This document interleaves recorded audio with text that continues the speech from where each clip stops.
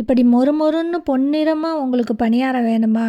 அப்போ என்னோடய டிப்ஸை நீங்களும் ஃபாலோ பண்ணி பண்ணுங்கள். பணியாரத்துக்கு கரைச்சி வச்சுருக்க மாவில் 1 ஸ்பூன் ரவையை போட்டு நல்லா கலந்துக்குங்க.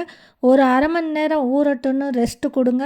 பணியாரக்கல்ல அடுப்பில் போட்டு எண்ணெயை ஊற்றி நல்லா ஆவி வந்தோன்னே ஒவ்வொரு குழியிலையும் மாவு உள்ளே இருக்கிற மாதிரி ஊற்றுங்க. குக்கிங் ஃப்ளேம் சிம்மில் வச்சுக்குங்க. 5 நிமிஷம் கழித்து பணியாரத்தை எல்லாம் திருப்பி போட்டு உங்களுக்கு தேவைப்பட்டால் கொஞ்சம் எண்ணெய் ஊற்றுங்க. ஒரு 5 நிமிஷம் கழித்து மறுபடியும் திருப்பி போடுங்க.